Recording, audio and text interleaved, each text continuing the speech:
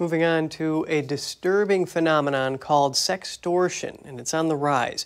A study found that 65% of Gen Z teens and young adults worldwide are victims of these malicious schemes. The report comes from Snapchat's parent company, Snap Inc. This includes using catfishing scams or hacking to blackmail these young people. Scammers often demand money or more explicit images in exchange for not releasing the content to their friends and family. I wanted to learn more about how you can protect yourself, so I spoke with an expert. Joining me now is Jake Denton, Research Associate at the Heritage Foundation's Tech Policy Center. Jake, it's so good to talk with you about this because these are young people's lives at stake here, and these are some alarming statistics. First, I want to know more about this AI deepfake scam that's going on. What can you tell us about it?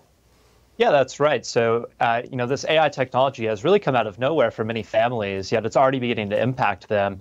We're seeing, the rise in telephone scams where a child will actually call the parent and say that they've been kidnapped, and the parent comes to find out that that is not actually their child. It's just a voice emulating software pretending to be the child in order to get money from the parent.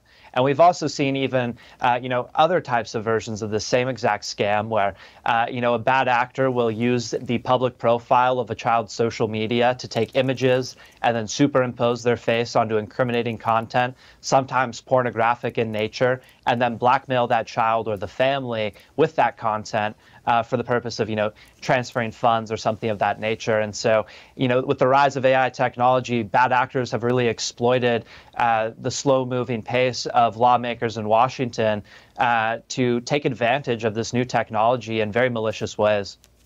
Jake, that would just be so horrible for a parent to hear that call about their child being kidnapped. And these are public photos. How can someone protect themselves from that kind of extortion? Well, I think the first step here is really for parents to understand that their child's social media platforms really should be private. Many kids today still have open social media platforms. They should be locked down. It should really only be their friends from school, if at all. Maybe it's time for parents to have a conversation about deleting the profiles altogether. But another aspect of this, too, is their profile photo. Even if they have a private social media account, if their profile photo is a straight-to-cam shot, they can still pull that same image and use it for these type of deepfakes. And so making sure that there's very minimal content for these bad actors to pull from is the first step, because if there's any resistance or if there's any difficulty to acquire that child's likeness, a lot of times these bad actors will just skip over and go to another person. So make it more difficult for these bad actors to take advantage of your children. Yeah, deleting the entire profile is one surefire way to do it. Of course, obviously, kids rely on these things for, social networking and things like that. Now, these reports talk about personal imagery and information being stolen. So are there ways for these young adults to prevent having that happen to them? Yeah, like you said, deleting the profile altogether is a surefire way to eliminate this. But locking down your social media profile, making sure that it's closed and only corresponding with people you know in the real world and that you trust.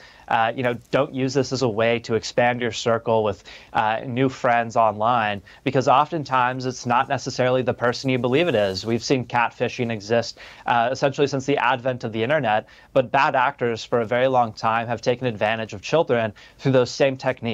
And so making sure your child is aware, do not correspond with a stranger on the internet. These are kind of internet fundamentals that we've lost along the way. And, bring that back into the fold, bring that back into your parenting strategy, because it's becoming even more important today.